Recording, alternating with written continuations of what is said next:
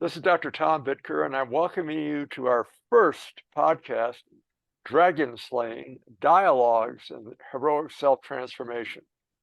Please be aware the information, stories, and advice shared in this Dragon Slaying podcast and on my book are intended to provide support and inspiration to those facing mental health challenges or are just seeking personal growth. The content should not serve as a substitute for professional medical advice, diagnosis, or treatment. It is highly recommended that individuals seeking help for mental health issues consult with qualified healthcare providers. Listeners and readers are advised that the material contained may discuss topics that could be triggering of anxiety. Although Dragon Slaying aims to provide a positive and empowering platform, every person's mental health journey is unique, and what may aid one person's recovery might not be effective for another. Please be aware that many of the ideas that we will be discussing on this podcast and subsequent podcasts are well covered in my recently released book, Dragon Slaying, under my name. Should you have questions or comments, please forward your questions to me at Please forward your questions to me in care of drtom.author@gmail.com. I will not be responding to personal inquiries, but your ideas and suggestions will be incorporated in multiple podcasts. Good. I am joined today by both an honored guest and my son, Seth Bittker. Seth is a rather remarkable person, having survived childhood with me as a father, but above and beyond that, he is a brilliant gentleman who morphed his theoretical math degree into a software engineer job with a major finance and investment firm based in New York City. In addition, in his spare time, he has authored articles on wide-ranging subjects, including autism, vitamin D, and celiac disease. Seth is an associate of the Ronin Institute and also is an elite chess player, an occasional tennis player and basketball player, and a delightful human being.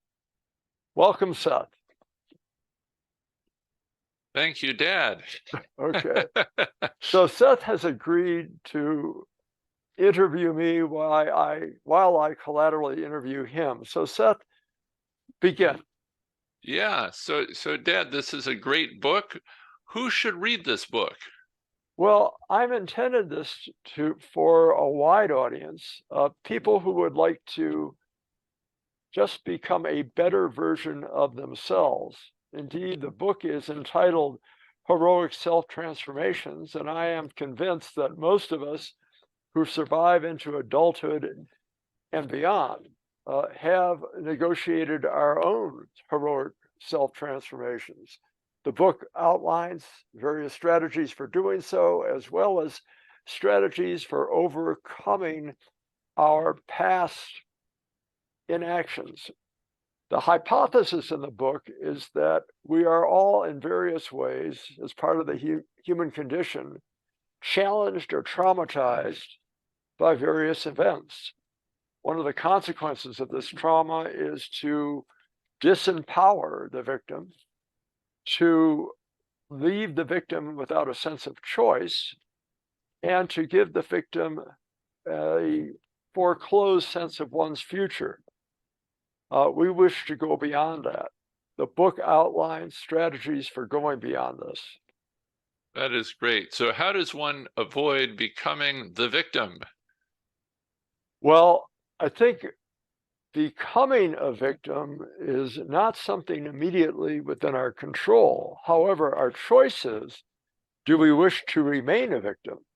And so then the challenge is to understand that the victim role can be quite enticing. The reason is, it's almost like home cooking, Seth. That is, you become accustomed to home cooking, you become accustomed to being a victim, and our research indicates that individuals gravitate toward what is familiar And as a consequence, they continually make the same kind of mistakes because they are attracted to the role and to the game of victimhood.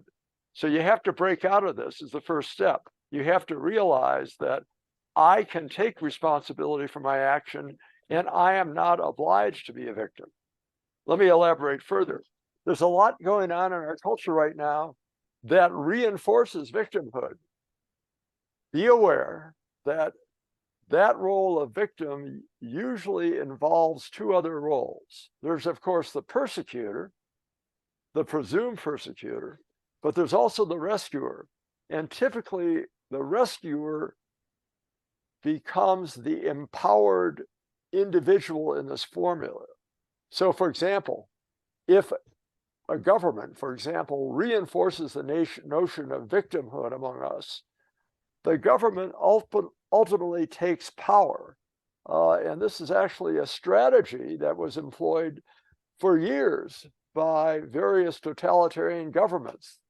They would identify that their population had been victimized by whoever it may be, the capitalists, the Jews, you name it. But the government itself took over control, and thus everyone became beholden and victimized by the government. So be cautious of those situations where one is weaponized as a victim, because it usually occurs at some cost.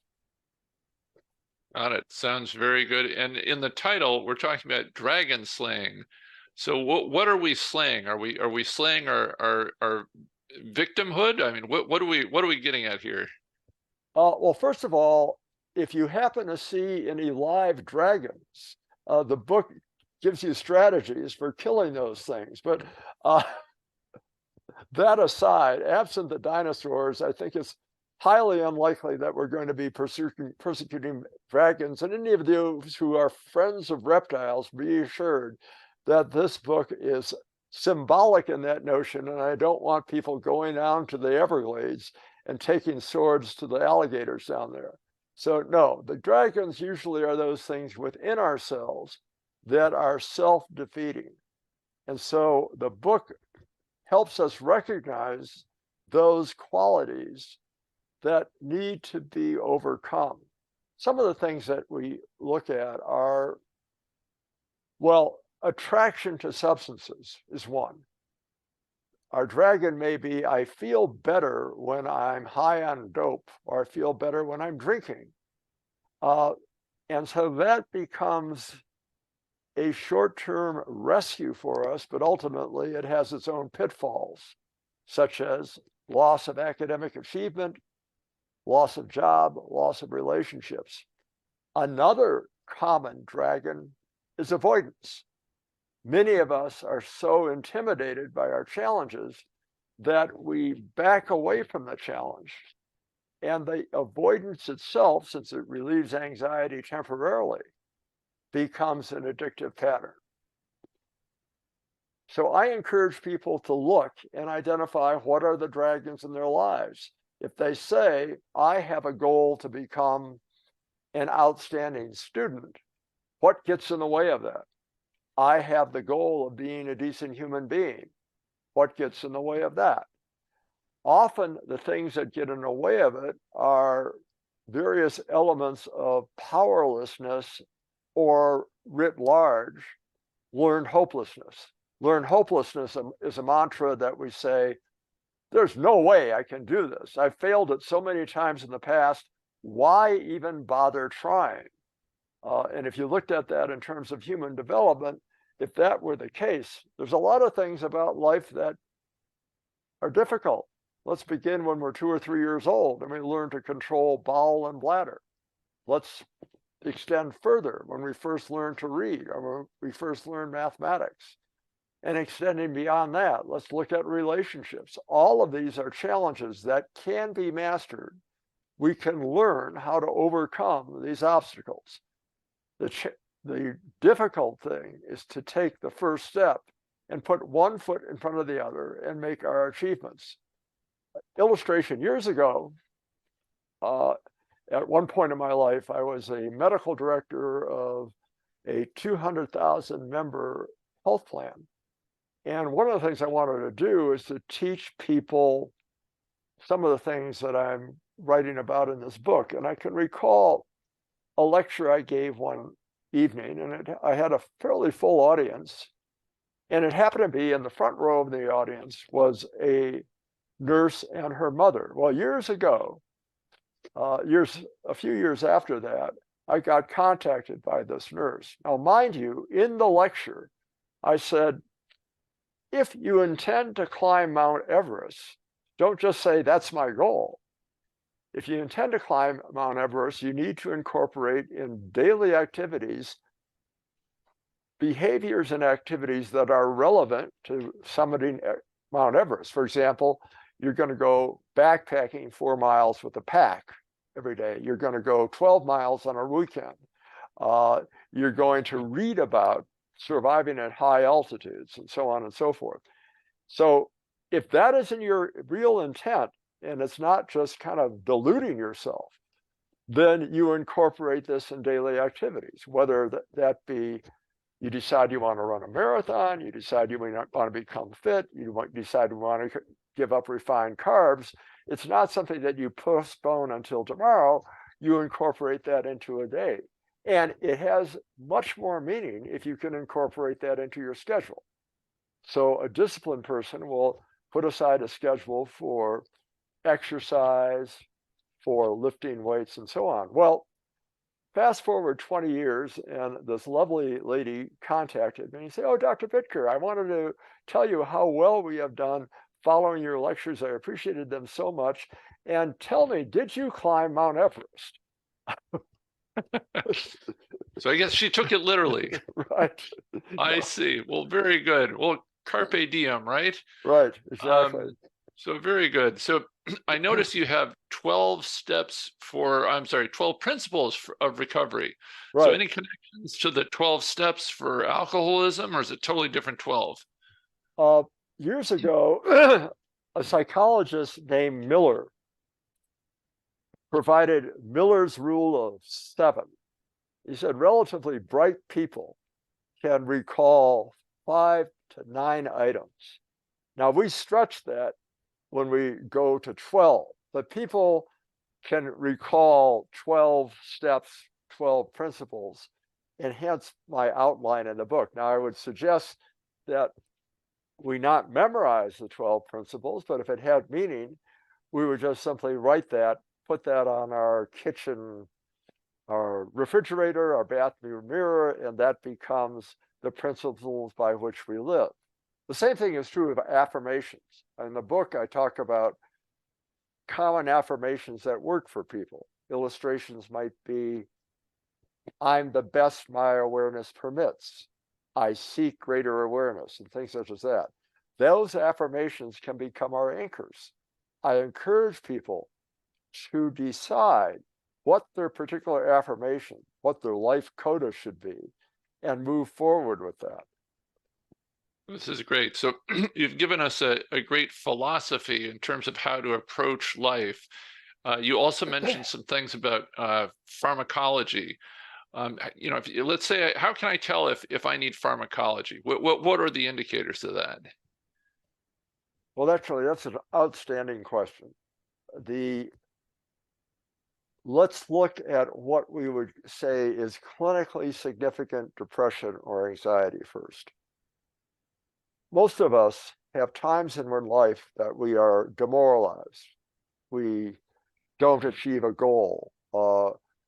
Our employer doesn't quite appreciate our work. Our partner may be critical of us. We all have our life defeats. That's not uncommon. But if we are at a point right now that our thinking is dominated by what I refer to as the malignant triad, that is, we feel hopeless, we feel helpless, we feel worthless, we no longer enjoy life. Indeed, to the point that our appetite is changed, either over or under eating, we don't sleep well, we can't concentrate, we feel sad, even to the point that we feel so sad that we wish to give up on life. Well, that's clinically significant depression. And if we've tried other techniques and we cannot emerge from that mood state, then pharmacology, such as antidepressants, are warranted. Similarly, if our anxiety is so out of control that we can't master that anxiety enough to go to school, to do our work, pharmacology would be relevant then. Most of us, as psychiatrists, prefer to prescribe those agents that have a long-term effect rather than an immediate effect. Why's that? Most agents that have an immediate effect to lift our mood or an immediate effect to contain our anxiety are addictive. Longer-term agents sometimes take 2 weeks to 3 weeks to take effect, and these are the agents that we like to prescribe.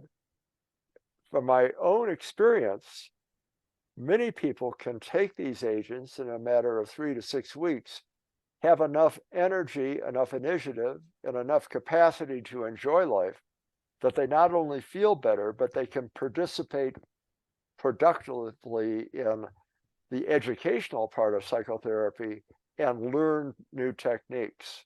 So there's a whole host of agents that are available pharmacologically for us. In addition, we talk about biohacks in this book, and there's a number of biohacks, and those are, first of all, to understand in terms of your research, for example, are there dietary triggers that might cause us to be depressed? There's a significant connection between our gut, our biome, and our mood. And some of us are triggered by various foods. The classical example of which is refined carbohydrates, that although initially can be rewarding, can later lower our mood. You did significant research on gluten, that can do it. So we have various dietary triggers. We try to avoid those. In addition, there are a number of agents that have been research validated to have a powerful effect on mood. So powerful indeed that some of these agents, for example, SAMe, S-adenosylmethionine, is so powerful that it actually, in treating depression, it can trigger hypomania. So that could be a side effect of that.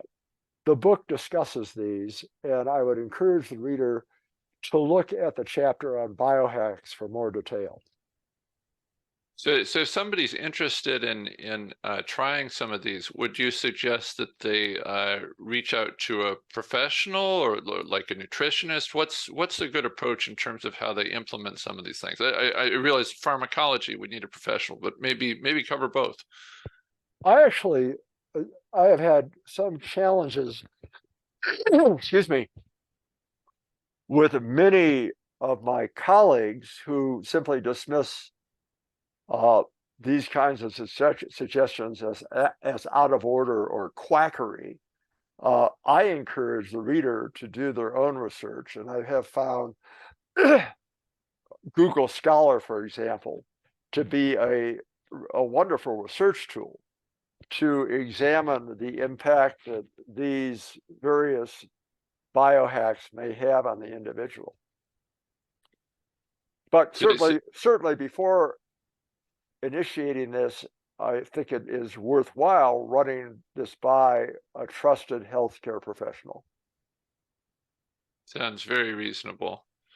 Sounds very reasonable. So and in terms of the pharmacology, I think you mentioned well that there's some there's good pharmaceuticals out there. Are these things typically that somebody would be put on as a short-term kind of thing or a long-term kind of thing, or how does that work? Well, what I attempt to negotiate with my patients is the following contract. Many of us would be just understandably resistant to take drugs to feel better.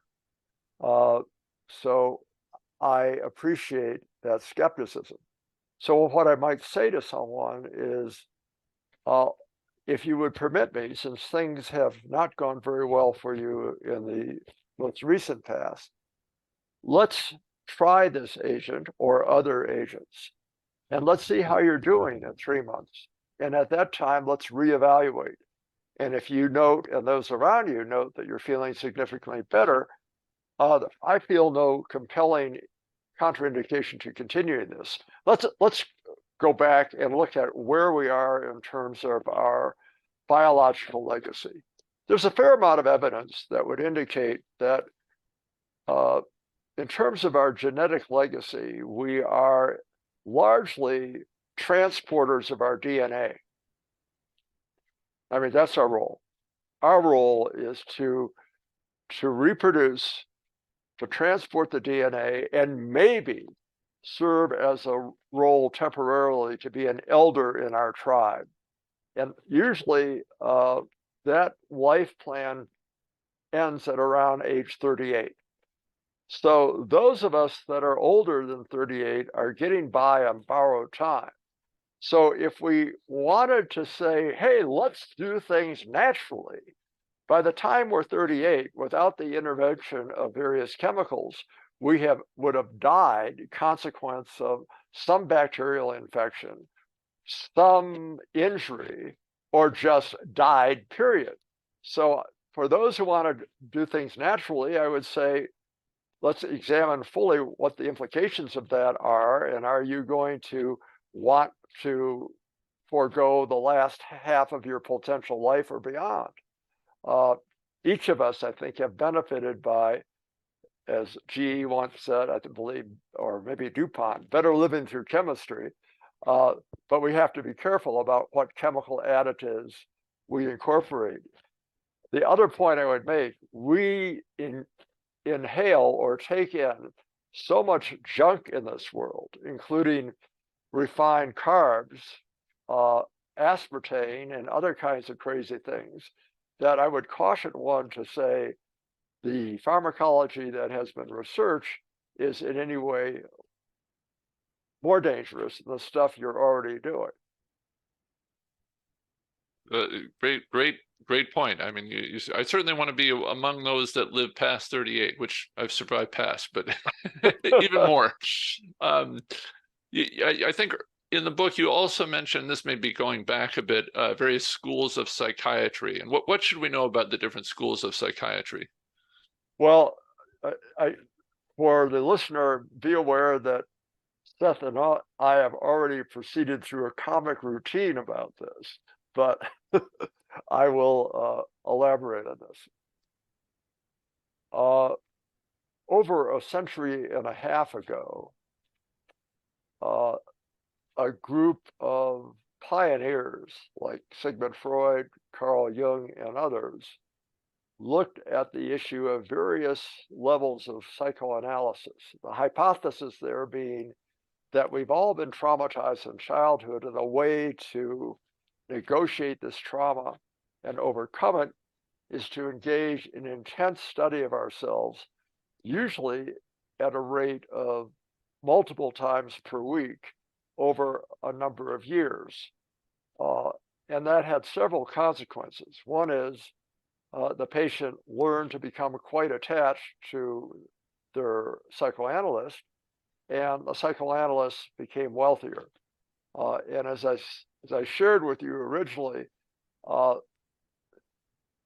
we often refer to such patients as annuities, but the current environment probably is not terribly conducive to that, because the cost is so great that unless one is independently wealthy, it's not really affordable. So we would like to pursue shorter term techniques. Many of those techniques usually are predicated on the therapist, psychiatrist, or others' ability to establish a rapport with the patient. And that's really critically important. My contention is that many of these relationship therapies are so focused on rapport that they could indeed reinforce victimhood. That is, the therapist empathizes with the victimized patient, but the challenge is, of course, to get beyond that. And so what we have suggested in this book is a concept called heroic focus psychotherapy. And what I'm really referring to there is all of us have had some capacity of surviving something. So we want to channel that, what other people refer to as grit, in behalf of oneself. And then we ask the patient, okay, what are the heroic elements within you? What is it within you that you would like to become? Would you like to become an artist, musician, author, better at something? And we guide the patient toward the development of their heroic self. And that's one of the key issues that the book discusses. It discusses that leap of faith required to become your own hero. I even use a device called the future autobiography, where I ask a patient to project out a year, 2 or 5 years, and write a letter to themselves with that time 5 years out becoming their present, and writing a letter back saying, dear self, this is where I am right now. This is where I am in my relationships. This is where I am in terms of my symptoms, my addictions, my athletic self, my creative self, and so on. And then the question becomes, how did I get from the present time to that future point? Sounds like a great goal. So let's say I get the book. I try some of the I try the principles. I'm doing better with that. I also try some experiments with supplements. That works out pretty well. Maybe I decide, I really want to pursue the pharmacological thing. So I probably need to get a psychiatrist. What's the best way to do that? Do I approach my primary care physician? How does that work? Do I have to have some sort of terrible event occur where somebody assigns me to a psychiatrist? How does this work? Well, as with a lot of things in our society, this is often controlled by the payer, that is the insurance company. Many insurance companies now have become sufficiently aware of the importance in terms of controlling medical costs, the importance of engaging a psychiatrist relatively early on. Some require a gatekeeper. I think in terms of the choice of a psychiatrist, it should be someone, first of all, that the patient can relate to, someone that the patient admires, somebody that represents something of a role model. And is that psychiatrist somebody who wants to help the patient achieve their own heroic goals? So my contention is psychiatry is far more than just prescribing the right pharmacologic agent or the right biological intervention. It goes much beyond that. And I would actually encourage patients to look for psychiatrists that are total human beings. Lovely. So mensches. Or women that you can admire. Yes. Wonderful. So it's terrific. So I don't have too many other questions here. What other things that you want to leave the listener with? What are the other things that they should know about how they should get out of these ruts, how they should get their life in the right direction, how they should feel better? I think I guess there's 3 principles. 1, you do have power over yourself and your choices. That's important, even though it may not seem that way. 2, there is a future. And 3, no matter what others have said, you are worthy. So you believe in your worthiness, you believe in your power, and you believe in hope for the future. Above and beyond that, I encourage people to surround themselves, that is, choose people in their lives that believe in and will advance your goals. Wonderful. Well said. Anything else you want to leave the listeners with? Well, first of all, my great appreciation for you joining me in this, and I hope subsequent podcast. I look forward to future dialogue. And once again, I encourage the reader to, if you can catch it, pick up the book Dragon Slaying under my name at Amazon. In addition, should you have questions, write to me, drtom.author@gmail.com. I won't respond to your individual questions, but I will attempt to cover questions in subsequent podcasts. Be well to all. Thank you.